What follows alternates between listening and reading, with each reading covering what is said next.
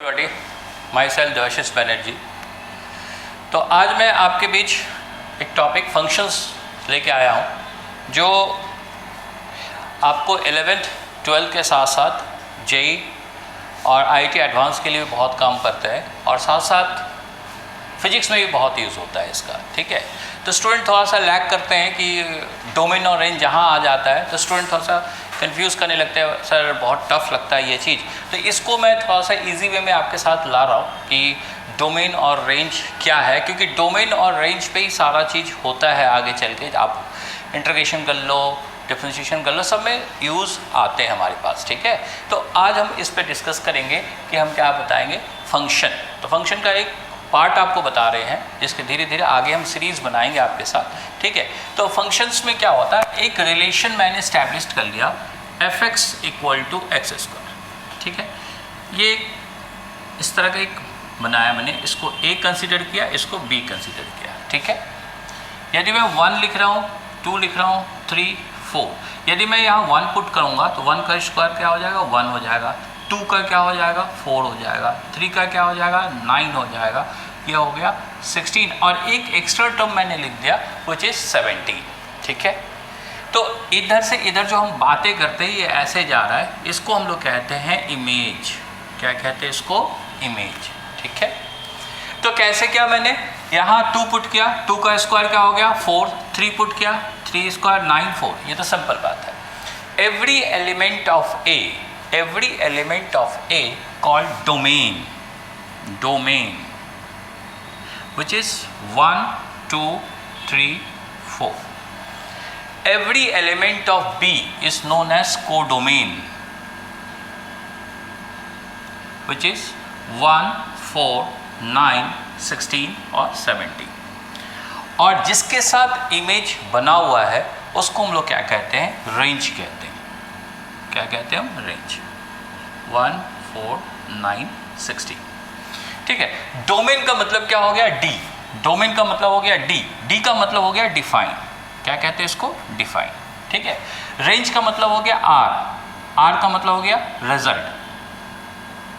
जो आपका आउटपुट आता है उसको क्या कहते हैं हम लोग, रेंज कहते हैं, और जिसको तुम डिफाइन करते हो उसको कहते हैं डोमेन। जस्ट एग्जांपल, यदि मैं लिख रहा हूँ f2 = 2² which is equals to 4। ठीक है जी, अब क्या हो गया, किसको मैंने डिफाइन किया, 2 को डिफाइन किया, तो इसलिए मेरा 2 क्या कहलाएगा, डोमेन। और ये आंसर क्या आया, 4, तो ये क्या कहलाएगा आपका, रेंज। ठीक है, जिसको हम डिफाइन करते हैं, डोमेन मतलब डी, डी मतलब डिफाइन, जिसको आप डिफाइन करते हैं उसको क्या कहते हैं, डोमेन। रेंज मतलब आर, आर मतलब रिजल्ट, उसको हम लोग कहते हैं रेंज। देन बच्चे ये पूछते हैं, sir what is the function. Function ये कहता है कि every element of domain must be defined। every element of domain must be defined। define का मतलब क्या हो गया, इसका क्या होना चाहिए, इमेज होना चाहिए। क्या होना चाहिए, इमेज होना चाहिए। जैसे IIT में क्वेश्चन आया था, यहाँ आगे चल के पढ़ाऊंगा मैं, टाइप ऑफ फंक्शन। बहुत टाइप का फंक्शन होता है, 1, 1, 1, 2 बाइजेक्टिव, वो बात की बात है। ठीक है, अब देखो यहाँ यदि हम बात करते हैं every element of domain must be defined का मतलब क्या हो गया, जैसे 1 का 1, 2 का 4, 3 का 9, 4 का 16 आ गया ना। अब मान लो मैंने यहाँ एक 5 डाल दिया, अब 5 का मैं कोई इमेज कंसिडर नहीं किया, यानी कि 5 का इमेज 25 कंसिडर नहीं किया, तो इसका मतलब क्या हो गया, ये एक फंक्शन नहीं कहलाएगा, ये फंक्शन नहीं कहलाएगा। तो क्या कंक्लूजन हुआ, क्या कहा मैंने कि every element of domain must be define. आप लोग लिख लेना कॉपी में कि एवरी एलिमेंट ऑफ डोमेन, ये जो डोमेन का एलिमेंट्स है, डिफाइन होना चाहिए, यानी कि इसका क्या होना चाहिए, इमेज आपके साथ होना चाहिए। ठीक है, ये तो आपका 3 चीज़ आपको बताया। What is the function, every element of domain must be define.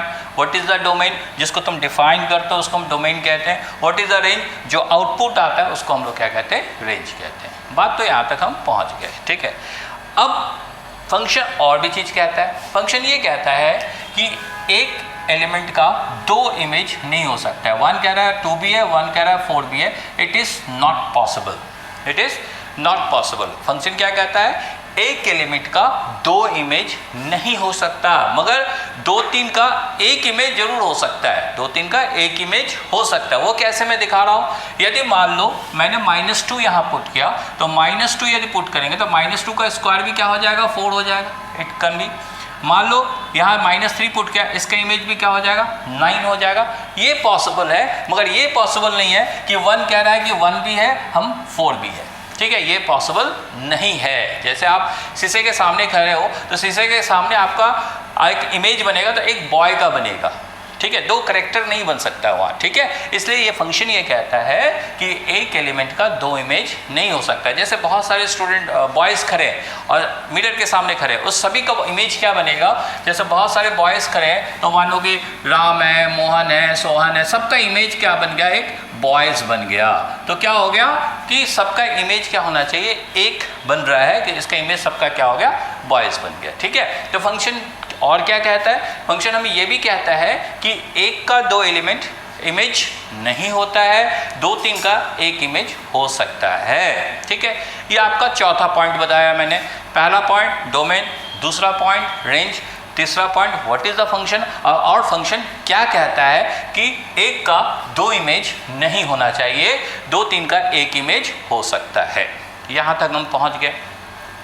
अब बहुत स्टूडेंट बोलते सर ग्राफिटिकली हम इसको कैसे समझे, ग्राफिटिकली हम कैसे समझे। ठीक है, तो मैं इसको अभी हटाता हूँ, फिर आपको समझाता हूँ मैं कैसे, कौन सा फंक्शन है, कौन सा फंक्शन नहीं है। देखो फंक्शंस बहुत इंपॉर्टेंट पार्ट है। बहुत आप लोग जब बुक देखते हो तो यहाँ जब फंक्शन होता है तो यहाँ लिखता है r टेंड्स टू n, तो आप समझ नहीं पाते ये क्या, आप लोग ऐसे ही आंसर मैच कर ले तो आपको समझ, मगर ये क्या हो गया, इसी को कहते हैं डोमेन और इसको कहते हैं हम रेंज। और इसी में सारा का सारा जेई और आईआईटी के क्वेश्चन से कोई भी कंपटीशन बेस्ड क्वेश्चन इसमें क्या होता है, बेस्ड होता है। ठीक है, हमने क्या बताया, ये हो गया डोमेन और ये हो गया रेंज।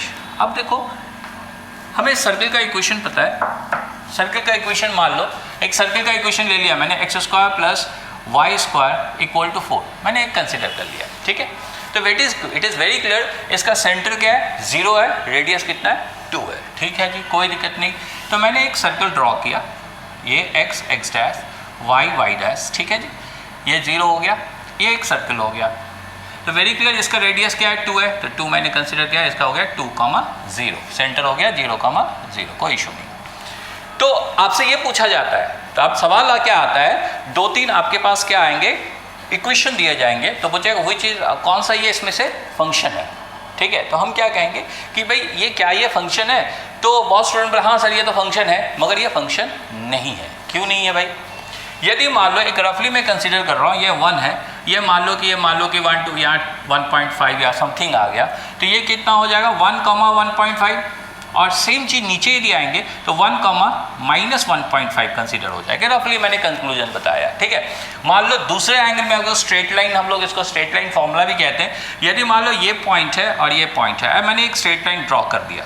ठीक है, तो ये देखो 2 जगह कट कर जा रहा है, तो 2 जगह कट कर जा रहा है का मतलब क्या हो गया, एक पॉइंट का 2 इमेज बन जा रहा है। जैसे मैंने एक एग्जांपल के तौर पे आपको समझाया कि यदि ये 1 मैंने कंसीडर किया, ये 1.5 कंसीडर किया, तो ये कह रहा है कि 1 1.5 है, और यहाँ क्या कह रहा है 1 -1.5 भी है। तो मैंने आपको साफ लग मुझे बताया था कि एक एलिमेंट का 2 इमेज नहीं होता है। इसलिए क्या होगा, यदि आप कोई स्ट्रेट लाइन फॉर्म कर रहे हो, यदि वो 2 जगह कट कर रहा है तो वो एक फंक्शन नहीं कहलाएगा, इसलिए ये एक फंक्शन नहीं है, ये एक फंक्शन नहीं है।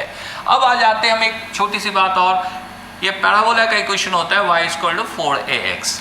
ठीक है, अब इसमें भी आते हैं, यदि आप गौर से देखिए इसका जो ग्राफ बनता है कुछ इस तरह बनता है, x x', y y', 0, 0। अब सेम थ्योरी यूज़ कीजिए कि आप यहाँ एक पॉइंट कंसिडर करो, यहाँ पॉइंट, आप एक स्ट्रेट लाइन रखो तो 2 पॉइंट में कट कर गया। यानी कि यदि मान लो कुछ भी वैल्यू हम कंसीडर करते हैं, ए बी सी कुछ भी वैल्यू हम कंसीडर कर रहे हैं, इसका इमेज ए का कॉमा पॉइंट क्या होगा, बी बी होगा, और ये कह रहा है ए का क्या होगा, -बी बी होगा। ये पॉसिबल नहीं है, इसलिए क्या होगा, ये भी आप फंक्शन में कंसीडर नहीं कर सकते हैं। दूसरे लैंग्वेज में हम लोग इस तरह भी कहते हैं, याद रखने के लिए, एक्स एक्सिस के अबाउट जो सिमेट्रिक ग्राफ होता है तो वो लगभग क्या होता है, फंक्शन नहीं होता है। यदि मान लो मैं इसको ऐसे भी ड्रॉ करूं फिर वही कॉन्सेप्ट आ जाएगा, तो फंक्शन नहीं कहलाएगा। फिर आपके दिमाग में आता है कि सर तो फंक्शन है क्या, तो फंक्शन हम कौन ग्राफ को मानेंगे। चलो कौन से ग्राफ हमारे लिए फंक्शन कंसीडर, बहुत सारे ग्राफ हैं जो फंक्शन नहीं होते हैं, जो हम लोग फंक्शन कंसीडर नहीं करते, ठीक है। जैसे सर्किल हो गया, पैराबोला। अब पैराबोला का एक और आपका पैराबोला का एक और फॉर्मूला है, उसको हम लोग कहते हैं x square equal to 4ay। ये भी एक पैराबोला का एक फॉर्मूला है, इक्वेशन है। तो इक्वेशन जब है तो ये क्या होगा, x डैश y डैश 0। तो ये ग्राफ कैसे जाएगा भाई, ऐसे जाएगा, ठीक है। ये भी पैराबोला है। आपने सर कहा था कि वो वाला पैराबोला फंक्शन नहीं है, मगर ये क्या फंक्शन है, मैं स्ट्रेट फॉरवर्ड कहूँगा हाँ ये फंक्शन है। क्यों है भाई, मान लो यहाँ कोई पॉइंट माना 1, यहाँ भी माना 1, ये कितना हो गया भाई 1,1, और यहाँ मैं ये यदि कंसिडर कर रहा हूँ तो ये कितना होगा 1,-1। ये मान लो -1 हो गया और ये हो गया 1, तो ये पॉइंट क्या हो गया जरा बताना, -1,1, -1,1 हुआ। तो मैंने आपको कहा था 2, 3 का एक इमेज हो सकता है मगर 1 का 2 इमेज नहीं हो सकता। यदि आप गौर से देखो तो ये कितना आ गया, -1 और 1 दोनों का इमेज क्या बन रहा है, 1 बन रहा है। तो इसलिए देखो आप स्ट्रेट लाइन यदि ऐसे ड्रॉ कर रहे हो तो ये 2 जगह कट नहीं कर रहा है, यदि आप ऐसे ड्रॉ कर रहे हो ये 2 जगह कट नहीं कर रहा है। सो व्हाट, ये क्या है, फंक्शन है। इसको हम लोग क्वाड्रेटिक फंक्शन भी कहते हैं। यदि आप ध्यान से देखे होंगे तो आपके पास बुक में होगा fx equal to x square. तो इसमें क्या हो जाएगा भाई, ऐसे जाएगा, ऐसे जाएगा, और ये ग्राफ क्या हो जाएगा, ऐसे मूव कर जाएगा। देखो भाई ग्राफ को कभी याद करने की कोशिश मत करना, ग्राफ बहुत इजी होता है, खाली इसका टेक्निक याद रखना है कि कैसे ड्रॉ होता है। सिंपल है, यदि आप 0 पुट करोगे 0 होगा, 1 पुट करोगे 1,1, 2 पुट करोगे 4, 3 पुट करोगे 9, 4 पुट करोगे, आपका खुद ब खुद ग्राफ क्या होगा, ऊपर की तरफ जा रहा है। आप बोलोगे सर इधर कैसे आएगा, क्योंकि यू नो दैट नेगेटिव के ऊपर यदि इवन पावर होगा तो वैल्यू क्या होता है, पॉजिटिव होता है। इसलिए क्या होगा, -1 का स्क्वायर भी कितना हो जाएगा 1, -2 का भी कितना हो जाएगा 4, -3 का भी कितना हो जाएगा 9, ये भी क्या होगा, positive side of y axis जा रहा है। इसलिए ग्राफ क्या होगा, स्क्वायरिंग ग्राफ क्या होता है, ऐसे मूव कर जाता है। तो ये देखो आप कोई भी पॉइंट लो, आप ये 2 जगह कट नहीं कर रहा है, तो ये क्या है, हम फंक्शन कंसिडर करेंगे। तो फंक्शन में हमें क्या ध्यान रखना पड़ेगा कि यदि आप एक लाइन ड्रॉ कर रहे हो वो 2 जगह कट नहीं करना चाहिए, ठीक है। ये तो आपको अभी फंक्शंस के कहानी बताया, फंक्शंस में इतने सारी चीज़ें होते हैं, ठीक है। अब इसमें क्या होता है कि अब थोड़ा सा टाइप ऑफ फंक्शंस की यदि हम बात करें तो इसमें एक पहला टर्म आता है जिसको कहते हैं इवेन फंक्शन। तो इसमें इवेन फंक्शन है क्या, ये कहता है हमें f(-x) which equals to fx। क्या कहता है हमें, f(-x) इक्वल टू fx। तो जब भी तुम्हें फंक्शन इवेन फंक्शन सॉल्व करने कहा जाए, क्या ये इवेन फंक्शन है, तो आपको ध्यान रखना चाहिए कि आप f(-x) इक्वल टू fx कभी प्रूव ना करें, आप फंस जाओगे। इसका रूल क्या है, रूल ये है कि आप इसको ऐसे करो, f(-x) minus fx which equals to 0। आप ऐसे लिखो इसको। जब भी आपको इवन फंक्शन शो करना हो तो आपको करना है क्या है, f(-x) minus fx equal to 0 को प्रूव करना है, ना कि f(-x) equal to fx prove करना है। आई बात समझ में। तो इस पर ध्यान रखना आप कि इवन फंक्शन जब भी आप प्रूव करो तो ऐसे का, जैसे एग्जाम्पल के तौर पे यदि मैं एग्जाम्पल कंसीडर कर लूँ fx इक्वल टू x², ठीक है। ये इवन फंक्शन या ऑड फंक्शन चेक कर लूँ मैं, f(-x) इक्वल टू कितना होगा, -x का whole square which is equals to कितना हो गया, x²। तो x² का मतलब क्या हो गया भैया, fx, तो ये कितना हो गया fx। तो हम लिख सकते हैं f(-x) इक्वल टू fx। तो इवन फंक्शन में क्या होता है कि cos x जो होता है वो मेरा क्या होता है, इवन फंक्शन होता है। भाई क्यों होता है, क्योंकि आपको पता है cos(-x) मैं लिख भी देता हूँ, cos(-x) which is equals to क्या होता है, cos x होता है, इसलिए क्या होगा, ये आपका क्या हो जाएगा, इवन फंक्शन हो जाएगा। तो cos(-x) equal to cos x हो गया, तो ये क्या हो गया, आपका इवन फंक्शन हो गया। तो इवन फंक्शन क्या कहता है, f(-x) इक्वल टू fx यदि होता है तो उसको हम लोग क्या कहते हैं, इवन फंक्शन कहते हैं। उसके बाद हम बात करते हैं जिसको हम लोग कहते हैं ऑड फंक्शन। क्या कहते हैं? Odd function. ऑड फंक्शन इसमें क्या होता है? F of minus x equal to क्या होगा? माइनस ऑफ एफ एक्स होगा। इसमें भी ध्यान रखना, इसमें मैं बहुत सारे क्वेश्चंस अगले वीडियो में आपके साथ कराऊंगा कि इसके जो थ्योरी मैं दे रहा हूँ इसके क्वेश्चंस कैसे हम हैंडल करेंगे, ठीक है। तो f of minus x plus f x equal to क्या हो जाएगा? 0। ये आपका क्या हो गया? Odd function. जब भी आप ऑड फंक्शन हो कभी भी इसको मत करना, ये कभी भी नहीं आएगा, आप फंसते चले जाओगे। आपको करना क्या है? ऐसे करना है, ठीक है जी। कोई दिक्कत नहीं, कोई परेशानी नहीं। यदि मैं एग्जाम्पल कंसिडर कर रहा हूँ कि f x equal to x cube, क्या कंसिडर किया? F x equal to x cube. तो f of minus x equal to क्या हो गया? Minus x cube equal to minus x cube equal to minus of f x. तो हमारा क्या property कहता है? F of minus equal to minus f x, ठीक है। इसलिए हम लोग क्या कहते हैं? साइन एक्स और टैन एक्स। इसका रिवर्स भी आप, मैं साइन कॉस टेन में केवल बेसिकली बात कर रहा हूँ। साइन और टेन क्या होगा? आपका ऑड फंक्शन होता है। रीज़न वही साफ है क्योंकि आपको अच्छी तरह पता है कि sine of minus x equal to minus of sine x होता है और कॉस ऑफ माइनस एक्स क्या होता है? माइनस ऑफ कॉस एक्स होता है। ये साइन एक्स हो गया, ये आपका कॉस एक्स हो गया, ठीक है। तो सो व्हाट क्या होगा? टैन और साइन और टेन क्या होगा? आपका ऑड फंक्शन हो गया, ठीक है। ऑड फंक्शन हो गया। तो अब आपके पास क्या हो गया? यहाँ ये जो है ये टैन लिखिए, tan of minus x equal to minus of tan x हो गया, ठीक है। तो हमारे पास क्या हो गया? Sine of minus x to minus sine x, tan of minus x to minus tan x. इसलिए क्या हो गया? ये क्या हो गया? ऑड फंक्शन हो गया, ठीक है। अब आता है जिसको हम लोग कहते हैं मॉडुलस फंक्शन, ठीक है। इसको क्या कहते हैं? Modulus function.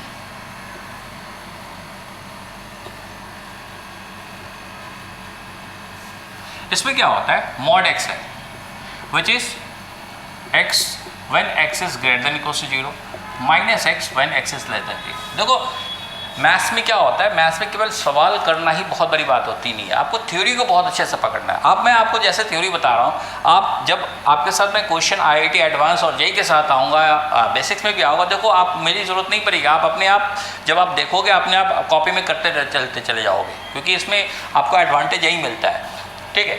इसका जो ग्राफ प्लॉटिंग होता है वो ऐसे होता है, ठीक।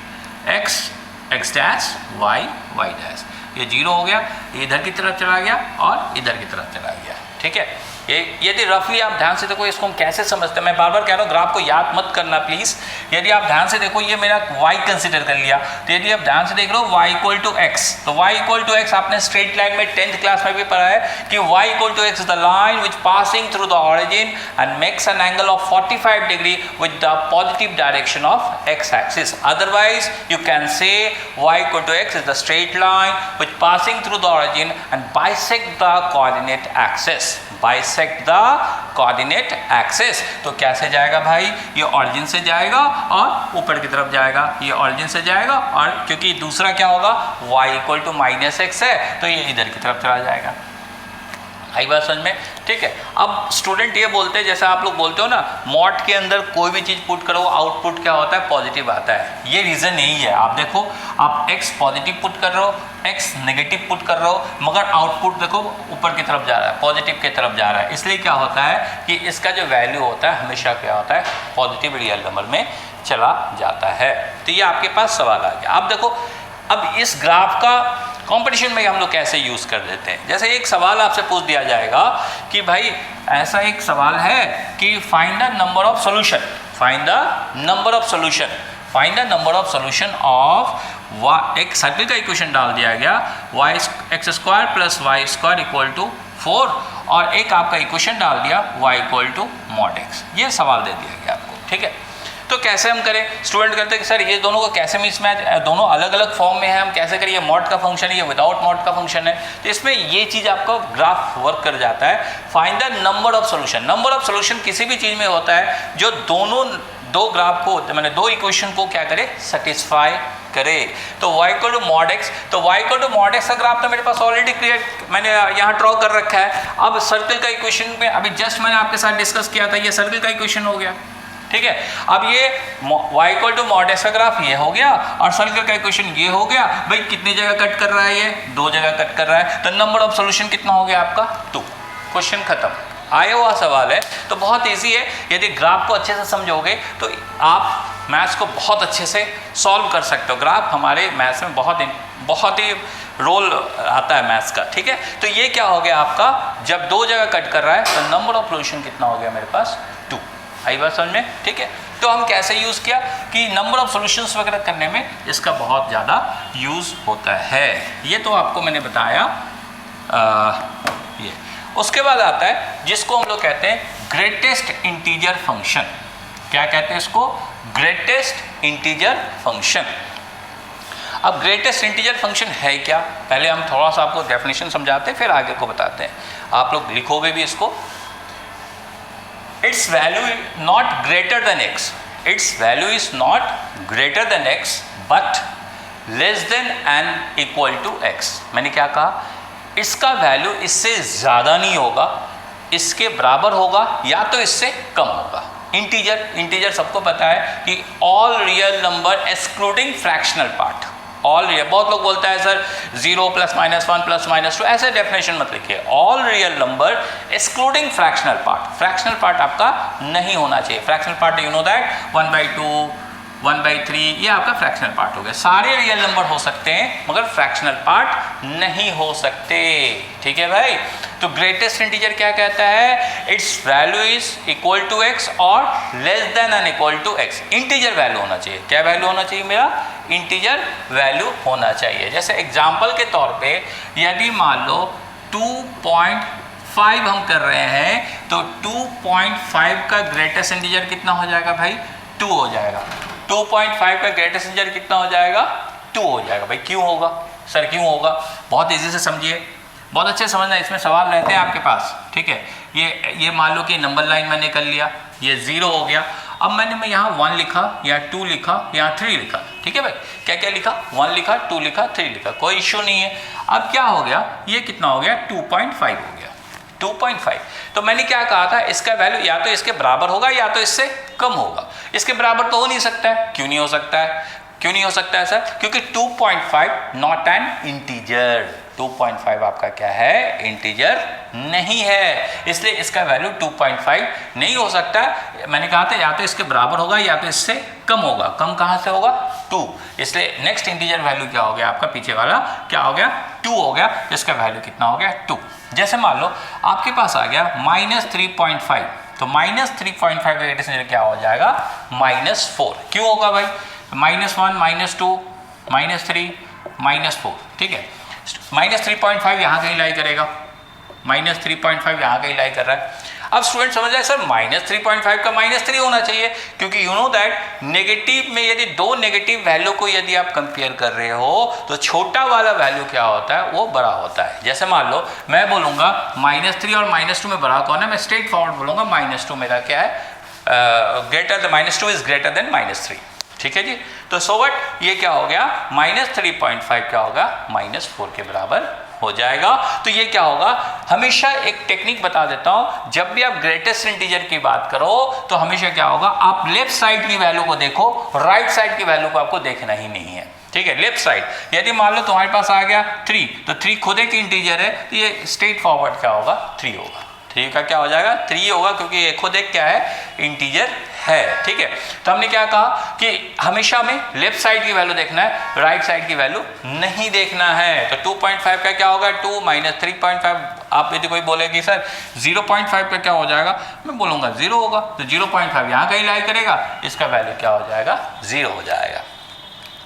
तो इसका डोमेन क्या हो जाएगा, ग्रेटेस्ट इंटीजर में यदि डोमेन की बात करें, डोमेन क्या हो जाएगा, R, और रेंज जो हो जाएगा, R का मतलब हो गया रियल नंबर, R का मतलब हो गया रियल नंबर। रेंज क्या हो गया, I माने इंटीजर।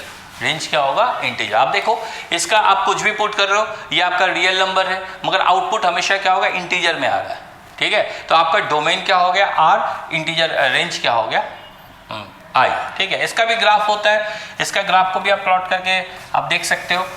इसमें कुछ प्रॉपर्टीज होता है, वो प्रॉपर्टीज क्या है देखिए आप, छोटे छोटे प्रॉपर्टीज में बहुत काम का प्रॉपर्टी होता है। जैसे मान लो आपके पास लिखा हुआ है greatest integer of x plus minus greatest of f equal to, अब ग्रेटेस्ट इंजर फंक्शन को GIF भी लिखते हैं। इसको देखोगे इस तरह आपके बुक में बहुत ज़्यादा लिखा जाएगा GIF, माने ग्रेटेस्ट इंटीजर फंक्शन GIF, ठीक है।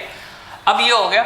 अब इसमें क्या आएंगे, या दो वैल्यू आएगा, एक जब ये इंटीजर होगा, z को हम इंटीजर से नोट करते हैं, x नॉट एन इंटीजर, और एक हो गया व्हेन x क्या हो, इंटीजर हो, x क्या हो जाए, इंटीजर हो जाए। जब क्या हो, एक इंटीजर हो और एक इंटीजर नहीं हो, तब क्या होगा, ठीक है। अब यदि इंटीजर नहीं होगा तो इसका वैल्यू कितना होगा, -1 होगा, और इंटीजर हो जाएगा तो 0। चेक करते हैं, पहले चेक करते हैं। यदि मान लो ये सवाल है x इक्वल टू, मैंने पुट किया 3 आपका क्या है, इंटीजर है, तो हम 3 पुट करेंगे, क्या होगा 3 प्लस -3, ठीक है। तो 3 प्लस -3 करेंगे तो कितना होगा, 3 का ग्रेटेस्ट इंटीजर क्या होगा, 3 होगा, और -3 का ग्रेटेस्ट इंटीजर क्या होगा, -3 होगा, तो क्या होगा -3, ये कट गया, आंसर क्या हो गया, 0। आंसर क्या हो गया, 0। तो मैंने क्या कहा कि जब एक इंटीजर होगा, जब एक x इंटीजर होगा, अब कुछ भी हो, इंटीजर कुछ भी हो, ये दोनों का सम हमेशा क्या होगा, 0 होगा।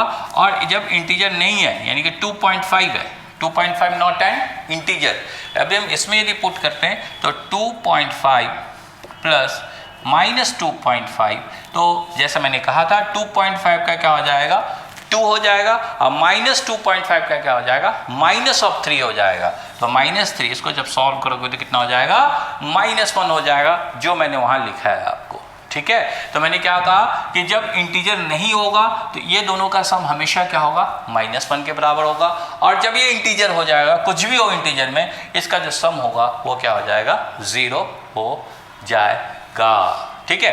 तो ये सारी चीज़ें, अभी बहुत सारे इसमें फंक्शंस आएंगे, जैसे आपके है फ्रैक्शनल पार्ट के प्रॉब्लम है, उसका लॉग के फंक्शन है, एक्सपोनेंशियल है, बहुत सारी चीज़ें आएंगे जो अगले वीडियो में आपके साथ मैं शेयर करूंगा, ठीक है। अगले वीडियो में आपके साथ शेयर करूंगा, और इस वीडियो को आप देखिए, लाइक कीजिए, शेयर कीजिए, और नेक्स्ट वीडियो में जो होगा उसमें और भी फंक्शंस के ग्राफ के क्वेश्चंस मैं करवाऊंगा आपके साथ, और इसको कैसे हम यूज़ करते हैं इसके बारे में भी हम डिस्कस करेंगे। बहुत जल्दी आपका एक मैं वीडियो लॉन्च करने वाला हूँ, तो उसमें आप ज़रूर उसको देखें। Thank you.